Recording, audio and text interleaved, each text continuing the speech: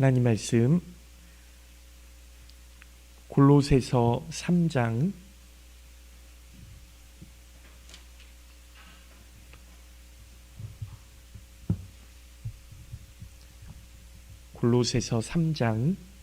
12절부터 14절까지 말씀 보도록 하겠습니다. 골로새서 3장 12절부터 14절까지 말씀. 신약성경 327쪽입니다. 골로새서 3장 12절부터 14절까지 말씀. 우리 한 목소리로 합독해서 읽도록 하겠습니다. 그러므로 너희는 하나님이 택하사 거룩하고 사랑받는 자처럼 긍휼과 자비와 겸손과 온유와 오래 참음을 옷 입고 누가 누구에게 불만이 있거든 서로 용납하여 피차 용서하되 주께서 너희를 용서하신 것 같이 너희도 그리하고 이 모든 것 위에 사랑을 더하라. 이는 온전하게 매는 띠니라. 아멘. 할렐루야. 네, 예배에 나오신 우리 모든 성도님들 주님의 이름으로 환영하고 축복합니다. 하나님의 은혜와 사랑이 날마다 함께 하실 수 있기를 예수님의 이름으로 기도하겠습니다. 오늘 읽은 말씀은요, 바울 사도가 골로새 교회 성도들에게 쓴 편지잖아요.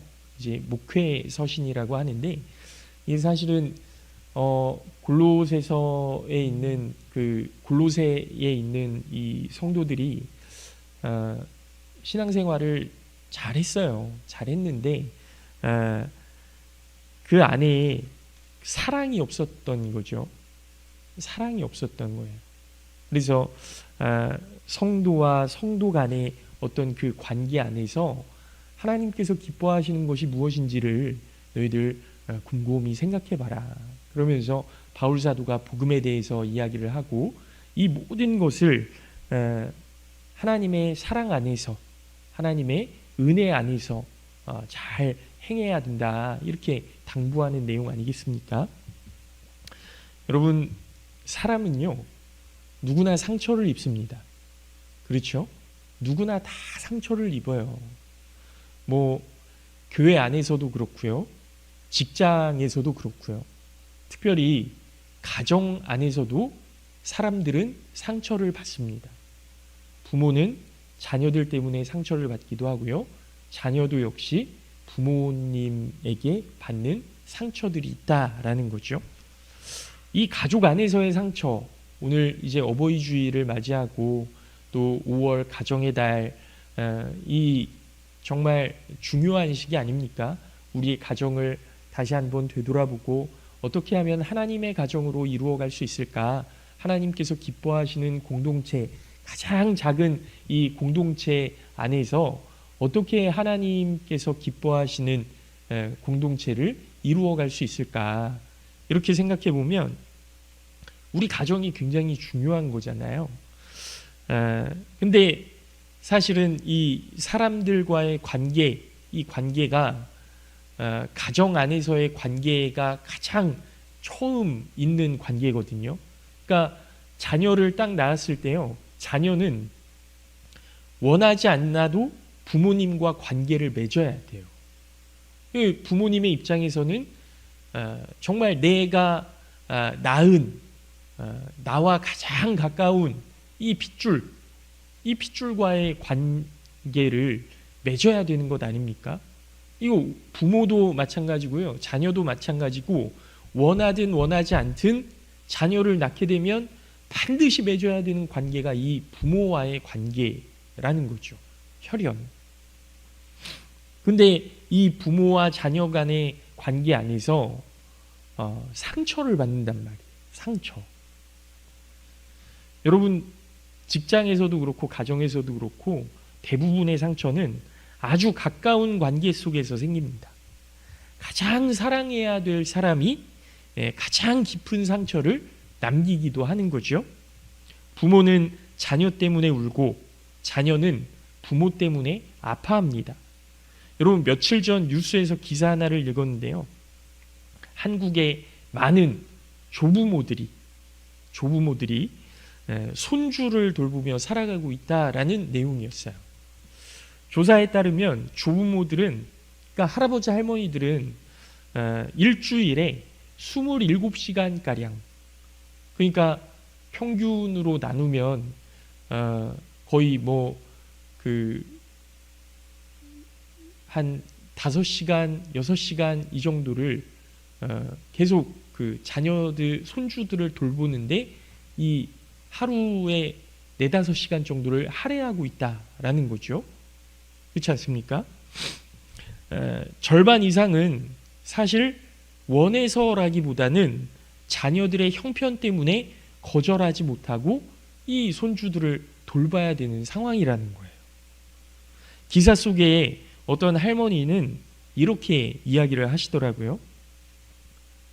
내가 과거에는 오랫동안 시어머니를 모시고 살았고, 그리고 얼마 전까지 아픈 남편을 돌보면서 살았고, 이제는 손주까지도 돌보고 있다. 그러니까 이 할머니는 거의 평생을 섬기면서 살았던 거예요. 나를 위해서 살 수 있는 시간이 별로 없었던 거예요. 어제 TV에 보니까 탤런트 김영옥 씨 아시죠? 이 김영옥 씨가 그런 이야기를 하더라고요. 이제 연예인들을 이렇게 나와서, 그럼 김영옥 선생님 꿈이 뭐예요? 지금 꿈이 있으십니까? 이렇게 물었어요. 그랬더니 이 김영옥 씨가 꿈이 없대요. 꿈이 없대요. 이제는 꿈을 가질 나이가 아니고, 사실은 내가 조금 바라는 게 있다고 하면 그냥 하루 가운데 한 2시간, 3시간 정도 앉아서 쉴 수 있는 시간이 있었으면 그게 내 꿈이다. 내가 앉아서 쉴 수 있는 시간이 점점 많아지면 좋겠다. 그게 내 꿈이다. 이렇게 말씀하시더라고요. 다들 공감하실 거라고 생각해요. 누군가를 위해서 내 시간을 쓰는 게 아니라, 먹고 살기 위해서 일하는 그런 시간이 아니라, 오롯이 나를 위해서 내가 좀 쉴 수 있는 시간이 많아졌으면 좋겠다라고 하는 이 김용옥 선생님의 그 말씀을 들으면서, 그렇구나. 지금 60대 후반에서 그 이상 65세 이상 되시는 거의 대부분의 어르신들이 저렇게 생각하시겠구나. 그냥 내가 누군가를 위해서 여태까지 평생을 살아왔는데, 자녀를 위해서 헌신하고 부모를 위해서 헌신하고 그렇게 지금까지 살아왔는데, 이제는 다른 누군가를 돌보는 삶이 아니라 나를 위한 시간, 나를 좀 돌아볼 수 있는 시간, 그 시간을 나를 위해서 오롯이 사용할 수 있는 그런 시간을 원하시겠구나 하는 생각이 들었어요. 그런데 지금 이분은 정작 자신의 몸도 지쳐 있지만 자녀들이 힘들다는 걸 알기 때문에 그 자녀들이 우리 애 좀 봐주세요, 이걸 거절을 못하고 그냥 자의 반 타의 반 해서 이 손주들을 일주일에 27시간, 그러니까 거의 4-7에 28, 거의 4시간씩은 꼬박 그 자녀들을 위해서, 손주들을 위해서 시간을 할애하고 있다라는 거죠. 이 기사를 읽는데 마음이 너무 안 좋더라고요. 사실 우리는 부모님의 사랑을 너무 당연하게 여깁니다. 부모님은 늘 괜찮을 것 같고, 늘 우리 곁에 있을 것 같고, 언제나 우리를 위해 살아줄 것처럼 그렇게 생각하는 거죠. 그러나 어느 날 문득 깨닫습니다. 부모님의 나이가 되어 보니 부모님도 지치는 사람이었고, 두려운 사람이었고, 외로운 사람이었다. 이걸 깨닫게 되는 거예요. 또 몇 년 전에 있었던 일인데요. 굉장히 그 기사가 크게 났습니다. 엄마가 아들 공부하라고, 너 1등 해야 된다고 공부를 막 시키다가 얘가 공부가 잘 안 되니까 막 엎드리라고 하고 골프채로 때린 거예요. 이 아이가 죽었어요. 이 엄마는 자식을 위해 한 일이라고, 실수였다고 그렇게 이야기하지만 결국 아이는 죽고 말았던 것 아닙니까? 좀 극단적인 얘기긴 하지만 우리 부모 세대도 역시요, 자녀의 인생을 통제하려고 하는 시도가 계속해서 있어 왔어요. 그래서 진로, 인간관계, 결혼, 직업까지 부모의 기대와 기준 안에서 움직이기를 계속 자녀들에게 요구했던 겁니다. 통계에 따르면 자녀들 대부분은 사랑받기 위해서 부모님이 원하는 모습이 되어야 한다고 느끼면서 살아왔다는 거예요. 좀 상반되죠? 아까 말씀드렸던 첫 번째 기사는 부모 세대들이 자녀들 때문에 상처받는 이야기고요. 두 번째 이야기는 부모님 때문에 자녀들이 상처받는 이야기였어요. 여러분, 이 두 기사가 서로 반대처럼 보이고, 한쪽에서는 자녀들이 부모의 희생을 요구하고, 한쪽에서는 부모들이 자녀의 희생을 요구하고, 그것들을 너무나 당연하게 여기는 그런 모습이지만요, 가만히 들여다보면요, 뿌리는 하나입니다. 이유가 뭘까요? 왜 자녀들은 부모를 상처 주고 부모는 자녀에게 상처 주는 이런 삶을 우리가 살고 있을까? 가만히 들여다보면요, 가족 안에서 서로를 사랑의 대상이 아니라 자기 기준으로 판단하고 있는 거예요. 우리 부모님은 이런 사람이야. 우리 아들, 딸은 이런 아이야. 그러니까 너 그거 틀린 거야. 이렇게 해야 돼. 아이, 아버지, 어머니 모르시면서 이렇게 상처 주고. 여러분, 자녀는 부모를 향해 말합니다. 왜 부모님은 나를 이해해 주지 못할까? 부모님들은 자녀를 향해서 이렇게 이야기해요. 내가 너를 위해서 얼마나 희생했는데. 서로 억울한 거예요. 자기 상처만 커 보이는 겁니다. 그래서 가족은 가장 가까운 관계이면서 동시에 가장 쉽게 교만해질 수 있는 이런 사이인 거예요. 여러분, 우리가 어버이 주일 되면 흔히 효도합시다, 좋은 부모가 됩시다, 이런 말을 들어요. 물론 맞는 이야기입니다. 그러나 그런 말만으로는 우리의 삶이 쉽게 변하지를 않죠. 왜냐하면 가족의 문제는 단순히 예절의 문제가 아니고요, 그냥 행동의 문제가 아니고요, 마음의 문제이기 때문입니다. 죄의 문제이기 때문에 그래요. 그래서 바울 사도는 오늘 우리에게 이렇게 말씀합니다. 긍휼과 자비와 겸손과 온유와 오래 참음을 옷 입고 서로 용납하고 피차 용서하라. 여러분, 이게 바울 사도가 이야기한 건 골로새 교회 성도들 간의 사이에서, 인간관계 안에서 이런 이야기를 한 거지만요, 우리 가정 안에서도 긍휼과 자비와 겸손과 온유와 오래 참음을 옷 입어야 돼요. 지난주에 했던 말씀대로 조금 설명을 드리면 예수 그리스도로 옷 입어야 되는 겁니다. 예수 그리스도로 옷 입어야 되는 거예요. 여러분, 바울 사도가 가족의 이야기 앞에 왜 먼저 겸손을 이야기할까? 가족의 문제는 단순한, 아까도 말씀드렸지만 성격 차이가 아니고 행동의 문제가 아니라 죄의 문제라는 거예요. 죄의 문제. 여러분, 죄가 우리를 어떻게 만들기 때문에 이렇게 겸손을 이야기하는 건데요, 죄는 우리를 자기중심적으로 만듭니다. 나만 생각하게 만들어요. 이게 죄의 문제예요. 우리가 자기중심적인 사람이 되면 내 희생은 커 보이거든요.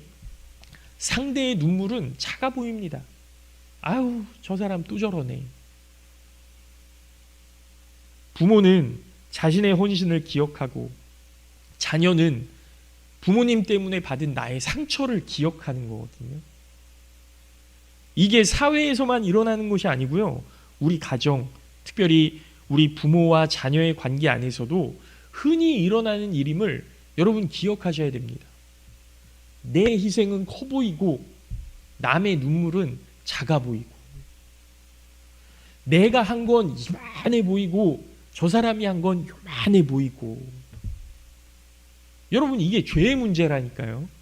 실제로 그래서가 아니고요. 죄의 문제라고요. 죄의 문제. 그러나 복음은 우리를 낮은 자리로 데려갑니다. 복음은 이기적인 우리의 모습을 무너뜨립니다.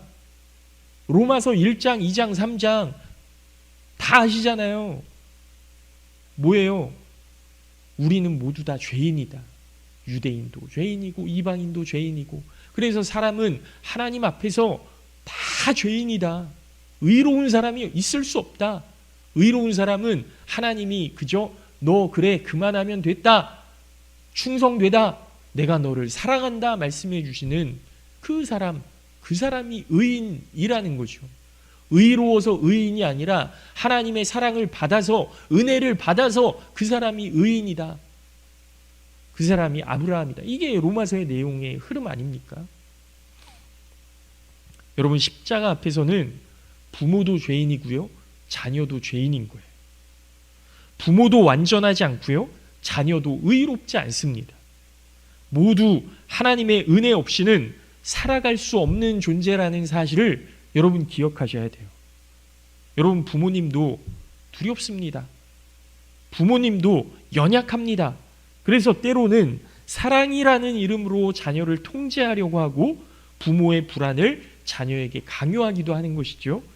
자녀를 통해 자기 인생의 실패를 보상받고 싶어 하는 것이고, 내 삶을 투영해서 너 정말 이런 사람이 됐으면 좋겠다 라고 권면하기도 하는 거고요.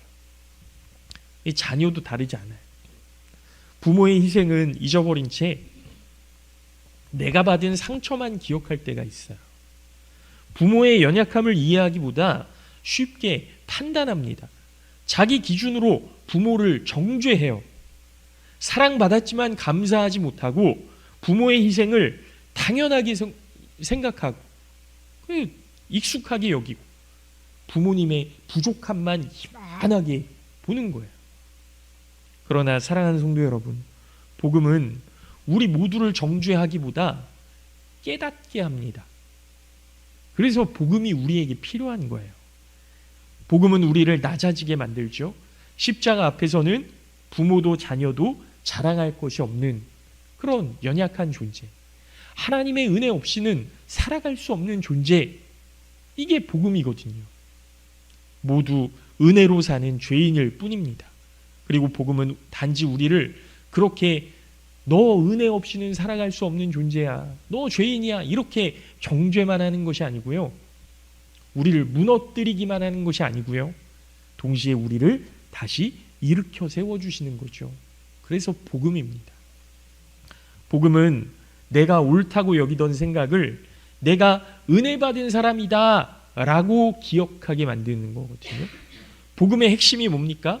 우리가 자격이 있어서 구원받았다라는 것이 아닙니다. 우리는 하나님 앞에 죄인이었지만 그리스도께서 우리를 위해 십자가를 지셨다는 거예요. 그 사실을 진심으로 아는 사람은 다른 사람 위에 설 수가 없습니다. 다른 사람 위에 군림할 수 없어요. 다른 사람을 판단하고 정죄할 수 없어요. 왜? 나도 자격 없는 사람이었거든요. 그런데 하나님의 선택하심으로, 하나님의 구원하심으로 내가 구원받았고 내가 지금 이 자리에 있을 수 있고 내가 이만큼 살아올 수 있었다. 하나님의 은혜 덕분이다. 이게 복음 아닙니까? 그래서 복음으로 변화된 부모는 이렇게 고백하는 사람들입니다. 내 자녀를 내 뜻대로 만들 수 없구나. 그리고 자녀는 이렇게 고백하게 되죠. 부모님도 연약한 사람이었구나. 복음은 우리로 하여금 상대를 심판하는 자리에서 내려오게 만듭니다. 가족 안에서 가장 위험한 말이 뭔지 아세요? 너 그거 틀렸어. 이게 가장 위험한 말이에요. 나는 옳고 너는 틀렸다는 것 아닙니까? 반대로 가장 은혜로운 말이 뭘까요? 가장 은혜로운 말, 나도 하나님의 은혜가 필요한 사람이다. 그래서 여러분, 한동안 부모 자녀 그 상담, 가족 상담하는 그 안에서 가장 좀 충격적인 말들이 있었어요. 가장 감동적인 말들이 있었어요. 그 상담하는 분들 안에서. 나도 아빠가 처음이야. 누구야? 미안해. 이 부모가 자녀에게 사과하는 것 아닙니까? 누구야? 미안하다. 나도 엄마가 처음이라서 그렇게 해야 되는 줄 몰랐어. 미안하다. 여러분, 이게 은혜 받은 사람의, 복음을 깨달은 사람의 고백이어야 된다는 거예요. 또 복음은 십자가 앞에 섰을 때 부모도 고개를 숙이고 자녀도 고개를 숙이게 만드는 겁니다. 복음은 상대를 내 소유가 아니라 하나님이 사랑하시는 존재로 바라보게 되는 거거든요. 그렇게 변화시키는 능력이거든요. 여러분, 한번 옆 사람 잠깐 보실래요? 옆 사람을 이렇게 보세요. 이 사람은 내 남편, 내 아내, 내 소유가 아니에요. 하나님이 사랑하시는 존재예요. 하나님이 사랑하시는 존재. 부모는 자녀를 자기 작품처럼 여기기가 쉽습니다. 그래서 자녀가 기대대로 움직이지 않으면 분노하죠. 너 이거 왜 이렇게 했냐? 그러나 자녀는 부모의 소유가 아닙니다. 하나님께서 맡기신 영혼이죠. 우리가 하나님께 받은 사랑은 조건 없는 사랑이었습니다. 아무 조건도 없이 하나님이 찾아와 주셨고, 하나님이 구원해 주셨고, 하나님이 은혜를 주셨어요. 우리는 완벽해서 사랑받은 것이 아닙니다. 하나님은 실패하고 넘어지는 우리를 오랫동안 참으셨고요. 다시 하나님께로 돌아올 수 있도록 모든 상황과 환경을 만들어 가셨던 것 아닙니까? 그 은혜를 경험한 사람은 다른 사람의 연약함을 품기 시작하는 거죠. 아, 너 실수했어? 틀렸어? 너 지옥 갈 거야? 이게 아니에요. 우리 넘어졌지만 다시 일어날 수 있어. 하나님이 넘어진 우리를 그냥 내버려 두시지 않으실 거야. 함께 기도하자. 함께 기도하자. 여러분, 지난주에 저희 가족들 가운데 저희 조카가 고3인데요. 고3인데 갑작스럽게 좀 큰 병이 걸렸어요. 이게 19살인데 암에 걸렸거든요. 굉장히 충격을 많이 받았습니다. 가족들 전체가 다. 근데 이제 부모님은 그렇게 이야기를 하는 거예요. 나 벌 받나 봐. 나 벌 받나 봐. 여러분, 이게 그냥 벌어지는 일이 아니에요. 하나님이 벌 주시는 분이십니까? 아니에요. 하나님께 돌아오기 위해, 하나님께 돌아오라고 하기 위해서 하나님께서 깨닫게 하시는 거잖아요. 하나님이 우리에게 원하시는 것이 뭡니까? 다시 돌아오라는 것 아닙니까? 우리가 하나님께로 돌아오면 하나님께서 지금은 너무나도 큰 아픔처럼 느껴지지만 그 아픔을 기쁨으로 변하게 하시고, 지금은 광야에서 정말 방황하는 것 같지만 하나님께서 뚜렷한 목표를 향해 걸어갈 수 있도록 도우시는 분이시고, 그 광야 안에서도 먹을 것을 주시고 마실 것을 주시고 신발과 옷이 떨어지지 않게 하시고, 하나님께서 도우시는 은혜를 정말 풍성히 경험할 수 있는 그 기회를 하나님께서 우리에게 주시는 것 아니겠습니까? 그래서 복음은 부모를 겸손하게 만듭니다. 부모는 자녀의 인생을 자기 뜻대로 만들 수 없다는 사실을 배우게 되는 거고요. 자녀의 구원자는 부모가 아니라는 것을 깨닫게 되는 거고요. 부모는 하나님이 아니다라는 것을 깨닫게 되는 겁니다. 단지 하나님께 맡겨진 청지기일 뿐이라는 거예요. 그래서 복음 안의 부모는 말합니다. 내 뜻대로 되지 않아도 하나님께서는 너를 사랑하신다. 반대로 자녀도 부모를 내 필요를 채워줘야 되는 사람으로 여기는 것이 이 일반적인 자녀들의 생각이에요. 아빠, 나 이거 필요해요. 엄마, 나 이거 필요해요. 그래서 부모의 사랑과 희생을 너무 쉽게 당연하게 여깁니다. 그러나 부모 역시 하나님께서 사랑하시는 사람이라는 거죠. 그래서 복음은 우리의 시선, 자녀의 시선을 바꾸어 가요. 저 사람은 내 기준으로 판단할 대상이 아니라 하나님께서 사랑하시는 자녀다. 우리 아버지 어머니도 하나님께서 사랑하시는 분이다. 그 시선을 가지기 시작할 때 가족 안에 존중이 회복되고요. 부모는 자녀를 통제하기보다 자녀를 위해서 기도하게 되고요. 자녀는 부모를 원망하기보다 부모님을 이해하려는 그런 마음가짐을 갖게 되는 거죠. 여러분, 복음은요, 자녀를 겸손하게 만듭니다.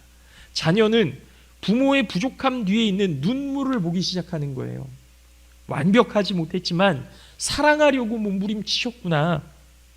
부모도 처음 부모여서 서툴렀구나.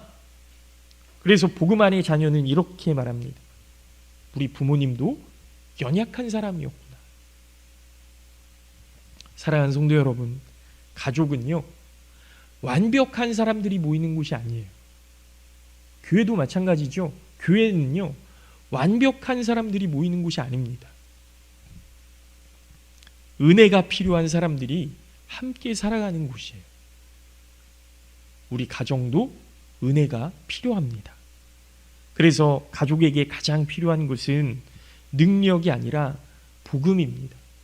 복음은 완벽한 가정을 만들지 않습니다. 대신 서로 용서하는 마음, 부모가 먼저 미안하다고 말할 수 있는 가정, 자녀가 먼저 이해하려고 할 수 있는 가정, 서로의 연약함 위에 은혜를 세우는 가정, 그것이 바로 복음의 가정입니다.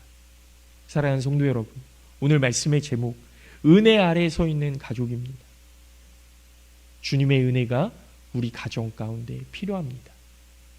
나도 역시 마찬가지고 우리 자녀들도 역시 마찬가지고 은혜가 필요합니다 하고 고백할 수 있는 우리 모든 성도님들 되시기를 예수님의 이름으로 축원합니다. 예수님께서는 우리를 위해 가장 낮은 자리로 내려오셨습니다. 하나님이신 분이 종의 모습으로 오셨고 섬김받기보다 섬기러 오셨습니다. 십자가는 하나님의 겸손의 표현입니다. 그 십자가를 바라보는 사람은 높아질 수가 없어요. 부모도 자녀도 모두 고개를 숙일 수밖에 없는 겁니다. 그리고 바로 그 자리에서, 십자가의 자리에서 우리 가족의 회복이 다시 일어나게 될 줄로 믿습니다. 오늘 어버이 주일에 하나님, 우리 가정 가운데 이런 은혜를 주시옵소서. 서로를 판단하는 가족이 아니라 서로를 위해 기도하는 가족들이 될 수 있게 하시고, 상처를 붙드는 가족이 아니라 은혜를 흘려보내는 가족이 될 수 있도록 도와주시옵소서. 그리고 무엇보다 복음 안에서 함께 겸손해지는 귀한 가정이 될 수 있도록 도와주시옵소서. 이 기도의 고백이 우리 모두의 고백이 될 수 있기를 예수님의 이름으로 축원합니다. 잠깐 기도하겠습니다.